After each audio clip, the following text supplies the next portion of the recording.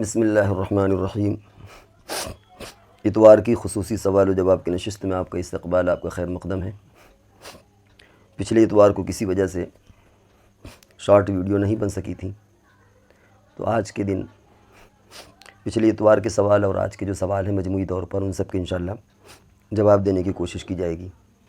ارقم اعجاز، روشن نگر، یہ پوچھتے ہیں کیا رمضان کے جمعہ کو الوداع جمعہ کہنا اور اس کے لیے کوئی مخصوص الوداعی خطبہ پڑھنا، دوسروں کو تلقین کرنا کسی حد تک صحیح ہے؟ نہیں، ایسی شریعت میں اس کی کوئی اصل نہیں ہے، ایسا اس کا کوئی وہ نہیں ہے کہ باقاعدہ الوداعی خطبہ پڑھا جائے، دوسروں کو تلقین کیا جائے، اس کی کوئی حقیقت نہیں ہے۔ ایک مسئلہ اور یہ عرض کرنا تھا کہ تکمیل قرآن کے موقع پر مسجد کی کمیٹی کا امام شیرینی کے چندے کے لیے لوگوں کو اس سے زبردستی چندہ لینا اور امام صاحب کے نام پر چندہ لینا، انہی پیسوں سے شیرینی خرید کر بٹوانا کیسا ہے؟ میرا خیال ہے سوال میں بہت زیادہ شفافیت ہے۔ عام طور سے زبردستی کوئی نہیں لیتا اور زبردستی کوئی کسی سے لے بھی نہیں سکتا۔ یہ آپ کہہ سکتے ہیں کہ اخلاقی طور پر دباؤ ڈالنا کیسا ہے، تو نہیں کرنا چاہیے۔ بہت سے خوش مزاج یا اللہ نے جن کو دیا ہوا ہے وہ خوشی کا اظہار کرتے ہیں، دے دیتے ہیں۔ تو آج کے دور میں زبردستی تو کوئی نہیں کر سکتا۔ اخلاقی طور پر آدمی اپنی وجاہت کا اظہار کر سکتا ہے، تو اس میں بھی ایسا اگر محسوس ہو تو نہیں کرنا چاہیے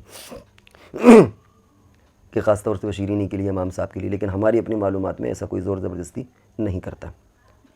اور کوئی اگر کرتا ہے تو غلط ہے۔ انہی کا ایک مسئلہ اور ہے کہ جب کوئی اچھا ہے برا کام ہوتا ہے تو لوگ کہتے ہیں کہ قسمت میں یہ لکھا ہے۔ جب قسمت پہ لکھا ہوتا ہے تو غلط کام کرنے پر گناہ کیوں ملتا ہے؟ گناہ جو ملتا ہے وہ آدمی کے قصد اور ارادے پر ملتا ہے، کیونکہ اس نے اپنے ارادے سے کیا، اپنے انٹینشن، اپنے قصد، اپنے ارادے سے کیا۔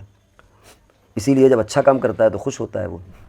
اس کو کریڈٹ ملتا ہے، ورنہ تو پھر کریڈٹ بھی نہیں ملنا چاہیے، خوش بھی نہیں ہونا چاہیے۔ اس کا کیا کمال ہے، تو قسمت میں لکھا تھا۔ لیکن اچھا کام کر کے اگر آدمی خوش ہوتا ہے تو ظاہر بات ہے کہ پھر برے کام میں چونکہ اس کا ارادہ اور دخل ہوتا ہے۔ یہ ایک الگ بات ہے کہ اللہ تبارک و تعالیٰ کو یہ علم پہلے سے ہے کہ بندہ ایسا کرے گا، لیکن اللہ نے اس کو مجبور نہیں کیا۔ یہی فرق ہے، مجبور اس کو نہیں کیا گیا، اور اسی لیے اس کو سزا ملتی ہے، اس کے قصد اور اس کے ارادے پر، اس کی نیت کے اعتبار سے اس کو سزا ملتی ہے۔ نام ہے ضیاء علی گڑھ، انہوں نے ایک ویڈیو بھیجی اور پوچھا ہے کہ کیا مسجد اقصیٰ کی شہادت کا کوئی ذکر حدیث مبارکہ میں نہیں ہے؟ تو پھر مرحوم ڈاکٹر اسرار احمد صاحب کا یہ کہنا ہے کہ مسجد اقصیٰ شہید ہوگی اور وہاں تھرڈ ٹیمپل بنے گا، صرف ایک اندازہ تھا جس کو بہت پورے اعتمادی کے ساتھ بیان کرتے ہیں، براہ کرم اس کی وضاحت کریں۔ اس سلسلے میں یہ ویڈیو بھیجی گئی ہے کہ آپ کا اس پہ ایمان ہونا چاہیے، میرا تو ایمان ہے کہ بیت المقدس یعنی مسجد اقصیٰ جو ہے یہ اس کے گرائے جانے کی یا اس کی تباہی اور بربادی کے حوالے سے یا اس کے مسامار کیے جانے کے حوالے سے کوئی ایک حدیث نہیں ہے۔ یہ انہوں نے ذکر کیا ہے،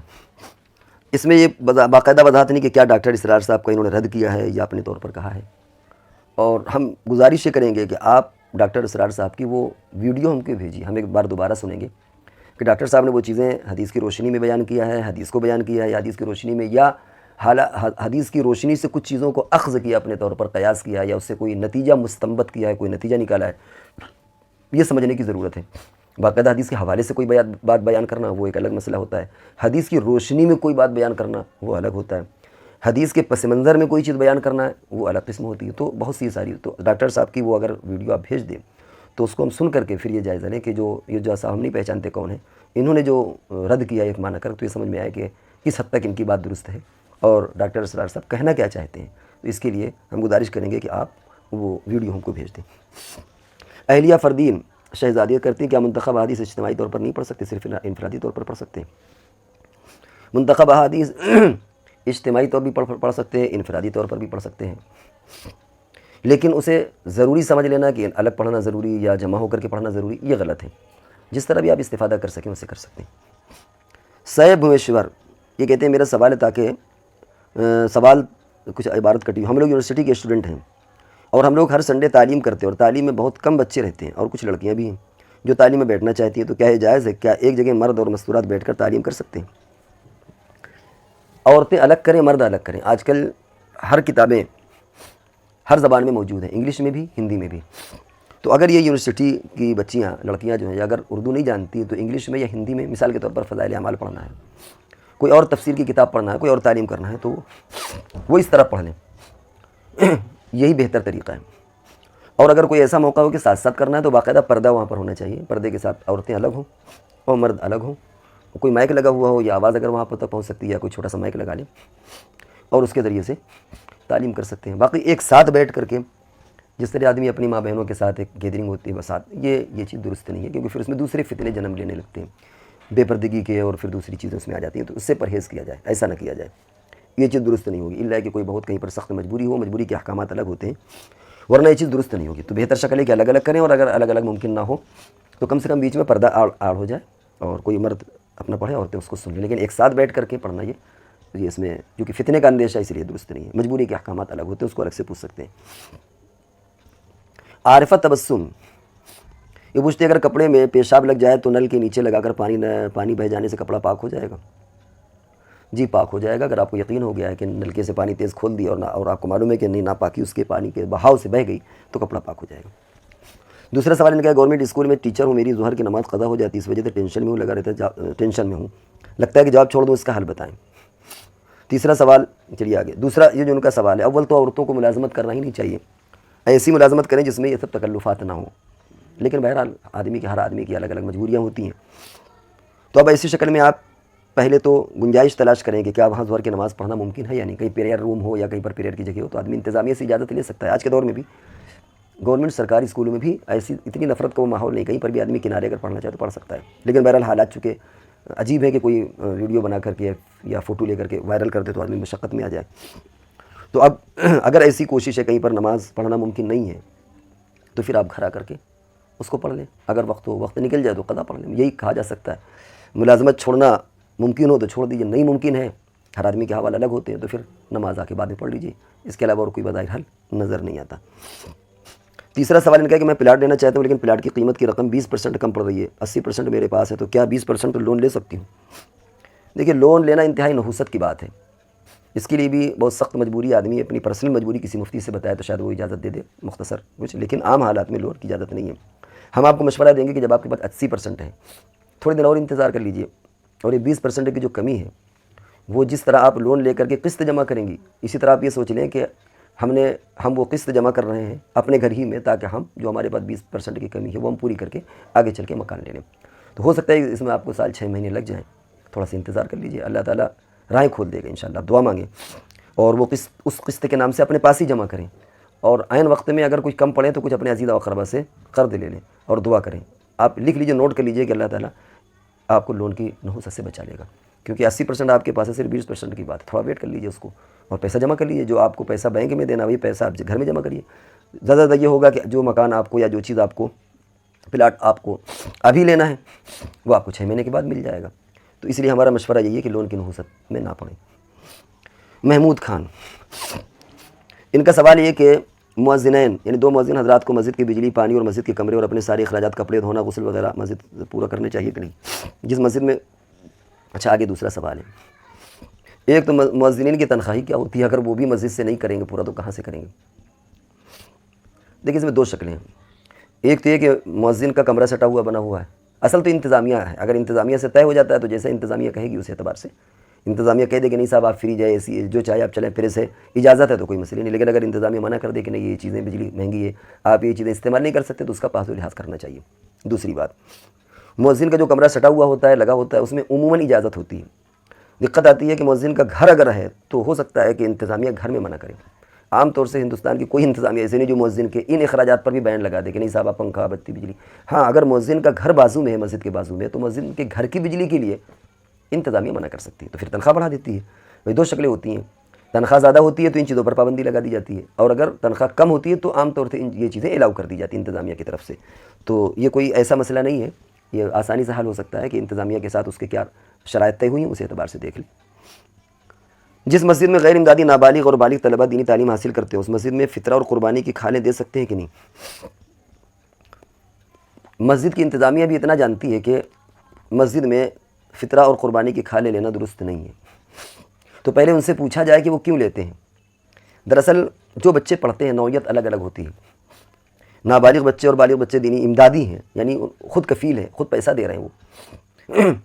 تو کبھی کبھی ایسا ہوتا ہے کہ انتظامیہ کی نظر میں بہت سے مصارف ایسے ہوتے ہیں جہاں وہ امداد کی شکل, امداد کی رقم بھی ناکافی ہوتی ہے. ممکن ہے وہاں وہ کسی ہیلا سے کچھ مدرسین کی تنخواہ دینا چاہیں. تو اگر مسجد کے لیے دی جا رہا ہے تو ظاہر بات اتنا تو کوئی آدمی آج بھی مسلمان مسجد میں نہ زکوٰۃ فطرہ دیتا ہے اور نہ وہاں کے لوگ لینا قبول کرتے ہیں. کوئی نہ کوئی دوسری وجوہات ہوتی ہیں. تو پہلے ان وجوہات کو کلیئر کرنا چاہیے کہ جو مسجد کے لوگ کھالے لے رہے ہیں فطرہ, وہ اس کی وجوہ کیا ہے. ہمارے اصل میں ایک پرابلم یہ ہے کہ ہر چیز کا سوال کر لیتے ہیں. پہلے آپ انتظامیہ سے پوچھیں, ہو سکتا ہے وہیں آپ کا سوال حل ہو جائے کہ کیوں لیتے ہیں. وہ آپ کو بتائیں گے کہ بھائی جو امداد کی رقم آتی ہے بچوں کی وہ ناکافی ہوتی ہے. تو اس طرح کی دقتیں ہیں. ورنہ یہ چیزیں مسئلے کے اعتبار سے کلیئر ہے کہ فطرہ اور قربانی کی رقم مسجد میں نہیں لگ سکتی، لینا مسجد کے لیے درست نہیں ہے، لیکن اگر کوئی دوسرے تقاضے ہیں جو مسجد کی انتظامیہ جانتی ہے تو اس میں مسجد کے نام پر، یعنی مسجد کے ارد گرد یا مسجد کے سامنے وصول کرنا، اس میں کوئی مذائقہ نہیں ہے کہ فلاں مسجد کے فلاں مسجد میں قربانی کی کھال جا رہی ہے۔ اس کا یہ مطلب نہیں ہوتا کہ قربانی کی کھال مسجد ہی میں جا رہی ہے، بلکہ وہ ہوتا ہے کہ وہ ایک اسپاٹ بنا ہوا ہے، جمع کرنے کی جگہ بنی ہوئی ہے، وہاں کی انتظامیہ اس رقم کو بیچ کر کے اس رقم کو استعمال کرنے کی گویا مجاز ہوگی۔ یہ مطلب نہیں ہے کہ مسجد کے نام پر یا مسجد کے باہر اگر وہ چیز جمع ہو رہی ہے تو اس کی وہ بھی مسجد ہی میں لگایا جائے گا، ایسا نہیں ہے۔ تو سوال کرنے سے پہلے ہم کو یہ بات بھی سمجھ لینا چاہیے۔ انہی کا ایک اور سوال XYZ، میں خاتون ہوں، میرے شوہر نے مجھے والدین کے گھر بھیج دیا اور ماہانہ 4000 روپے رقم خرچے کی دیتا ہے، والد حیات نہیں ہے، بہن بھائی میری ضروریات پوری کرتے ہیں، شوہر لباس علاج وغیرہ ضرورت پوری نہیں کرتا۔ میرا سوال یہ کہ انکم سپورٹ کے تحت جو رقم دی جاتی ہے کیا میرے لیے جائز ہے یا نہیں، وہ رقم لے سکتی ہوں کہ نہیں؟ یہ ہم سمجھ نہیں پائے کہ یہ انکم سپورٹ کیا چیز ہے۔ سوال میں یا تو ہمارے جو لوگ نوٹ کرتے ہیں وہ کلیئر نہیں کر پائے، اور تو ہم یہ سمجھ نہیں پائے کہ انکم سپورٹ کیا چیز ہوتی ہے، اس لیے ہم یہ جواب دینے سے معذور ہیں، اس کو دوبارہ پوچھ لیجیے گا۔ ہاں اگر حکومت کی طرف سے آپ کوئی اسکیم اس طرح کی ملتی ہے تو آپ اسے لے لیجیے، اور یا انکم سپورٹ کا مطلب یہ ہے کہ آپ کہیں پر کوئی کام کرنا چاہیں کہ اس سے انکم ملے تو شرائط کے اعتبار سے وہ کام کرنے کی بھی گنجائش ہے، اور اگر کوئی اس کا مطلب ہے تو دوبارہ پوچھ لیجیے۔ میرا دوسرا مسئلہ ہے کہ میں نے عصری تعلیم بھی حاصل کی اور دینی بھی، یعنی میں عالمہ بھی ہوں۔ پوچھنا یہ ہے کہ میں کیا یوٹیوب چینل بنا سکتی ہوں یا نہیں، کیا جائز ہے نہیں، اور یوٹیوب چینل پر میں دینی تعلیم وغیرہ دے سکتی ہوں یا نہیں، اپنی آواز میں بول کر دین کی باتیں کر سکتی ہوں یا نہیں، باقی خود سامنے نہیں آؤں گی، کیا یہ جائز ہے؟ عورتوں کے لیے یوٹیوب چینل بنانا فتنے سے خالی نہیں ہے، ہزار طرح کے فتنے۔ ہاں یہ ایک الگ مسئلہ ہے کہ آپ کوئی چینل بنائیں جس میں آپ خود نہ آئیں، اس کی گنجائش نکل سکتی ہے، لیکن آواز بھی فتنہ پیدا کرتی ہے۔ تو اس میں آپ ایک کام کریں کہ آپ اس میں آن لائن کلاسز ہوتی ہیں، صرف مستورات کے لیے ہوتی ہیں، اس میں باقاعدہ ان کا آدھار کارڈ لگتا ہے، ان کا فون نمبر آدھار کہ جینوین واقعی عورتیں ہوں۔ تو آپ کے لیے مشورہ یہ ہے کہ آپ اس طرح چینل کوئی بھی بنا لیں جس میں یوٹیوب چینل ہو یا کوئی بھی چینل ہو، آپ اس ذریعے سے آن لائن آپ کلاسز لے سکتی ہیں، بچیوں کی، خواتین کی کلاسز آپ لے لیں، یا چھوٹے کیٹیگری میں جو نابالغ بچے ہوتے ہیں، جو اسکول کے چھوٹے بچے ہوتے ہیں 10-12 سال کی عمر تک، اس کی آپ کو اجازت ہو جائے گی۔ باقی علل اعلان اس طرح باقاعدہ یوٹیوب بنانا، اس میں آنا، یہ ہے کہ خالی اپنی آواز، تو یہ فتنے سے خالی نہیں ہے، اس سے ایوائڈ کریں، بچیں اس سے۔ اور اگر انکم کی کوئی اس طرح کا مسئلہ ہو تو آپ آن لائن کلاسز لیں بچیوں کی، اور چھوٹے بچوں کی بھی آپ آن لائن کلاسز لے سکتی ہیں۔ بچیوں میں یہ کہ آپ خواتین اگر عمر دراز ہیں ان کی بھی آپ آن لائن کلاسز لے سکتی ہیں، اور یہ بھی آج کل انکم کا اچھا ذریعہ ہے۔ افروز صاحب، میرا سوال یہ کہ اگر انڈر گارمنٹ یعنی نیکر وغیرہ میں نجاست تھی، میں نے دھیان نہیں دیا اور ایسے ٹوائلٹ یوز کر کے نماز پڑھ لیا، تو کیا جائے نماز بھی دھونی پڑے گی؟ ایسا لگتا ہے کہ آپ شک کی مریضہ ہیں، یا شک کے مریض ہیں، کون افروز، پتہ نہیں مرد ہے یا خواتین ہے، یہ بہرحال یہ شک کی بیماری ہے، یا نماز سے اسے کیا لینا دینا بھائی؟ انڈر تو انڈر ویئر، یعنی اندر، اگر باہر کا بھی کپڑا ناپاک ہو، چھو جائے تو اس سے چھونے سے کپڑا جانماز تھوڑی ناپاک ہوتی ہے، اس کے دھلنے کی ضرورت نہیں ہے۔ یہ ہم نے جو کہا کہ آپ مریض یا مریضہ ہیں، کیا اس کی آگے وجہ ہے؟ اگر کسی کپڑے میں نجاست بھی تھی نجاست تھی، پانی سے واش کر دیا، اس کپڑے کی نجاست صحیح سے نہیں چھوٹی اور کپڑا سوکھ گیا، اس کپڑے کو گیلے ہاتھ سے، اور اس ہاتھ سے گیلے بال چھوئے، پھر صاف کپڑے چھوئے، پھر ویسے ہی نماز پڑھ لی، یا اللہ کی پناہ۔ روئے زمین میں سب سے بدترین مرض یہی ہے جو پانی کی شک کی بیماری ہوتی ہے، کہ ہم نے کوئی چیز چھو لی ہے، وہ شک پیدا ہو گیا کہ دھلی تھی کہ نہیں، اب اس کو چھوا تو وہ گندی ہو گئی، پھر اس سے یہ چھوا تو یہ پکڑا، پھر دیوار چھوئی تھی یہ ہو گیا، پھر کپڑے، پورا گھر اس طرح ناپاک ہو جائے گا۔ کنڈی چھوئی، پھر کیا کرتی ہیں عورتیں؟ کنڈی نہیں چھوتی۔ پھر دیکھیں شریعت نے اتنی آسانی دی کہ اگر کنواں ناپاک ہو جائے اور اس میں نکالنا ہے تو جتنا پانی اس کا نکالا جاتا ہے، کچھ کبھی ڈول نکالے جاتے ہیں، کبھی سارا پانی بہرحال جو وہ نکالا جاتا ہے، وہ پانی نکالنے کے بعد اس کی جگت، اس کی کنواں، اس کی دیواریں، ڈول، رسی سب پاک ہو جاتی ہیں آٹومیٹک سب، ورنہ اس طرح تو پھر ناپاکی پوری نکلے گی نہیں، وہ پانی بھی چھلکا ہوگا، ڈول بھی، رسی بھی، آدمی بھی، وہ سب گندا ہو جائے گا، لیکن سب پاک ہو جاتے ہیں۔ تو اس طرح جو ہے کہ یہ چھوا تو وہ گیا، وہ چھوا تو پھر وہ گیا، تو پھر پورا ایک دائرہ پھیلتا چلا جاتا ہے۔ اس نے اس کو چھو لیا، یہ کپڑا یہاں چھوا، اس کو یوں چھوا، یہ چھوا، پھر یہ ٹوپی میں چھوا تو وہ بھی ناپاک، ٹوپی بستر میں گر گئی تو بستر ناپاک، وہ بستر اس میں چھو گیا تو وہ بھی ناپاک، یا اللہ، یا کم سے کم گندا ہو گیا۔ تو سب سے پہلے آپ اپنا علاج کروائیے، یہ بدترین قسم کی بیماری ہے، اس سے نکلنے کی کوشش کریے۔ اس طرح کی کہیں کوئی ناپاکی متعدی نہیں ہوتی کہ یہ چھو لیا تو وہ گیا، وہ چھو لیا تو، ایسا کچھ نہیں ہوتا۔ نام ارقم اعجاز، روشن نگر، انہوں نے ویڈیو کا لنک بھیجا اور پوچھا کہ سلام حضرت، جیسے کہ ابھی الیکشن کا ٹائم اور ہمارے بڑے علماء ووٹ کے لیے لوگوں کو کنونس کر رہے ہیں، اور کچھ لوگ دین کا کام کرنے میں جماعت جا رہے ہیں، یہ صحیح ہے؟ میرا خیال ہے کہ یہ خود سمجھنے والی بات ہے کہ جو لوگ پہلے سے نکلے ہوئے ہیں کوئی بات نہیں ہے، بین ہی ان تاریخوں میں نہ جائیں، بہتر تو یہی ہے، خاص طور سے 3 دن والے وہ، اور اتنا وہ لوگ بھی سمجھدار ہیں، اللہ کا شکر ایسا نہیں ہے، خود وہ بھی سمجھتے ہیں کہ اگر ان دنوں میں 3 دن جانا ہے تو آدمی نہیں جائے گا وہ باقی جیسے بہت سارے کام آدمی کرتا رہتا ہے ووٹنگ کے زمانے میں بھی، تو اگر یہ کام بھی ہو رہا ہے تو ایسا تھوڑی ہے کہ وہ سارا جام ہو جائے اور جتنی جماعتیں وہ سب اپنی اپنی جگہ پر آ جائیں، ایک ہنگامہ جس اسکیل پر یہ سب چیزیں ہوتی ہیں اس اسکیل پر تھوڑے ان چیزوں سے کوئی مارجن سے کوئی فرق نہیں پڑتا، لہذا یہ کوئی ایسا مسئلہ نہیں ہے کہ اس پر منتھن کیا جائے یا باقاعدہ اس پر کوئی کامنٹ کیا جائے۔ نام طالب انہوں نے لکھا، کہتے ہیں قرآن کی صورت کی تفسیر میں سابقون کا لفظ ہے کوئی صورت ذکر کی انہوں نے، مجھے جاننا ہے کہ سابقون میں کون کون سے لوگ داخل ہیں، میرے جیسے عام انسان سابقون میں کیسے داخل ہو سکتا ہے، پلیز ضرور بتائیے۔ قرآن میں لفظ سورۃ توبہ میں آیا والسابقون الاولون من المہاجرین والانصار والذین اتبعوہم باحسان، وہاں پر قرآن نے سابق مہاجرین اور انصار میں سے سابقین کی فضیلت بیان کی ہے کہ صحابہ میں سے بھی جو انصار میں سے اور مہاجرین میں سے بھی جو سبقت کرنے والے ہیں ان کے ساتھ یہ فضیلت،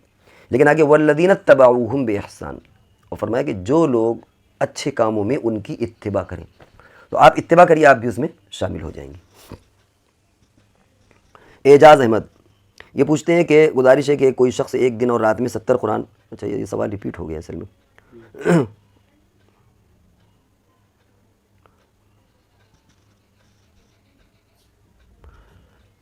یامین صاحب یہ پوچھتے ہیں کہ فجر کی 2 سنتیں موقدہ ہیں یا واجب، اگر صرف سنت ہے تو ان کی قضا کیوں ہوتی ہے؟ سنتیں موقدہ لیکن عقد یعنی ان کا درجہ زیادہ عقد ہے، زیادہ موقدہ، حضور علیہ الصلوۃ والسلام نے ان کی اہمیت زیادہ بیان کی ہے، اس بنیاد پر ان کی اہمیت ہے، اسی لیے کہا جاتا ہے کہ فجر کے بعد قضا کر لیں، لیکن اگر دوہر ہو چکی ہے تو پھر قضا کی ضرورت نہیں ہے، اور یہی وجہ ہے کہ جو عمری قضا پڑھی جاتی ہیں، جو لوگوں کی زندگی کی نمازیں قضا ہو جاتی ہیں بعد میں وہ قضا کرتے ہیں، تو اس میں بھی وہ 2 رکعت نہیں کہا جاتا کہ پڑھو، خالی 2 رکعت فرض پڑھ لیجئے، لیکن یہ جو قضا کی بات ہے وہ صرف غروب سورج نکلنے کے بعد ظہر سے پہلے کہا جاتا ہے کہ، اور قضا کا تعلق اہتمام سے ہوتا ہے، قضا کے لیے فرض ہونا ضروری نہیں ہے، واجب ہونا ضروری نہیں ہے۔ نبی اکرم صلی اللہ علیہ وسلم کی اگر تہجد کی نماز یا کچھ سنتیں بھی جو معمولات میں ہوتی تھیں وہ چھوٹ جاتی تو آپ دوسرے وقت میں اس کی قضا کر لیتے تھے، اور یہ ہم لوگوں کو بھی چاہیے کہ اگر ہمارے کوئی معمولات ہیں چاہے وہ مستحبی درجے کے کیوں نہ ہو، اگر چھوڑ جائیں تو دوسرے وقت میں ان کی قضا کر لینا چاہیے بہتر۔ تو فجر کی جو قضا ہوتی ہے اس لیے کہ وہ موقدہ میں ان کا درجہ سوا ہے، بڑا ہوا ان کا درجہ، اس لیے۔ محمد ریان، اور وہ بھی قضا صرف فجر کے بعد یعنی سورج نکلنے کے بعد ظہر سے پہلے تک ہے، ایسا نہیں کہ وہ زندگی میں ان کی قضا ہے۔ محمد ریان یہ پوچھتے ہیں کہ بہت سے لوگ گاڑی فائننس کراتے ہیں، اس کے بعد اس کی قسط پوری نہیں کر پاتے کیونکہ فائننس اس کا کنیکشن بینک سے ہو گیا، یعنی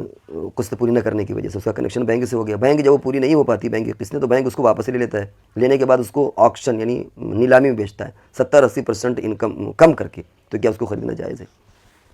بینک کیا یا کمپنیوں کے اپنے یا ڈیلر کے اپنے معاہدے ہوتے ہیں، اگر وہ قسط نہیں دی گئی تو ظاہر بات ہے کہ وہ گاڑیاں لے لیتے ہیں، گویا انہوں نے بینک کو توڑ دیا، ختم کر دیا، اب وہ کسی کو بیچے، وہ بینک ہو یا وہ کمپنی ہو، وہ کسی کو بیچے آپ اسے لے سکتے ہیں، اس میں کوئی حرج نہیں ہے، لیکن محترم گزارش آپ سے یہ ہے کہ اگر اس طرح کی کوئی ہو تو ہم لوگوں کو بھی بتا دیجیے گا کہ جہاں 70-80% تک قیمت کم ہو جاتی ہو، یعنی اگر 10 لاکھ کی گاڑی ہے تو 1 لاکھ کی مل جائے، یعنی 1.5 لاکھ کی مل جائے، 1 لاکھ کی اسکوٹی آپ کو 20,000 میں مل جائے، تو اس سے بڑھ کر کے اور کیا ہوگا کہ 10 لاکھ کی گاڑی آپ کو 2 لاکھ میں مل جائے، ایسا ہوتا نہیں ہے، آپ اس غلط فہمی میں نہ رہیے گا کہ 60-70% کم ہو جاتا ہے، اگر کچھ ہو تو ہم کو ہی بتائیے گا، لیکن بہرحال مسئلے کے روح سے آپ لینا درست ہوگا، اور اس کی وجہ یہ ہے کہ وہ بے پہلی والی توڑ دیتے ہیں اور اس اعتبار سے وہ لے سکتے ہیں، گویا ایک نئی بے ہے۔ نجم الحسن ہردو یہ پوچھتے ہیں جو شادی میں صحرا باندھتے ہیں پھر اس کو پڑھتے ہیں، اس کے بارے میں کچھ بتا دیجیے، صحیح ہے غلط؟ بعض لوگ کہتے ہیں کہ صحرا پڑھنا مستحب ہے، صحرا جو باندھتے ہیں وہ تو رسم ہے، بدعت ہے، بدعت نہ کہے تو رسم تو ہے ہی، اور باندھنے سے کوئی اچھی شکل بھی نہیں ہوتی، گرمی میں تو چہرہ بھر جاتا ہے، کھجلی ہونے لگتی ہے، نہ جانے کیا کیا اس میں سمجھ بھی نہیں آتی، عقلاً بھی وہ چیز سمجھ میں نہیں آتی۔ باقی صحرا پڑھنا مستحب کوئی نہیں سمجھتا، جو سمجھتا ہے وہ غلط ہے۔ صحرا پڑھنا اگر اس میں اچھے اشعار ہوں گے جس سے لوگوں کی اصلاح ہو تو اس میں کوئی حرج نہیں، جیسے نکاح کے موقع پر تقریر کی جا سکتی ہے، نکاح کے موقع پر اشعار پڑھے جا سکتے ہیں، وہ صحرا بھی اشعاری کی شکل کا ہوتا ہے، لیکن باقاعدہ اس صحرے میں سب کے نام ہو اور لکھا ہوا ہو اور باقاعدہ وہ جو ایک اس کی شکل ہوتی ہے، اس کی شریعت میں کوئی حقیقت نہیں ہے، اور اگر کسی جگہ پر اسے مستحب یا اس طرح کا درجہ دیا جاتا ہے تو یہ غلط ہے۔ تو یہ رہے آج کے سوالات، اب انشاءاللہ ہم اگلی نشست تک کے لیے آپ سے رخصت ہوتے ہیں، جب تک کے لیے اجازت دیجیے، والسلام علیکم ورحمۃ اللہ وبرکاتہ۔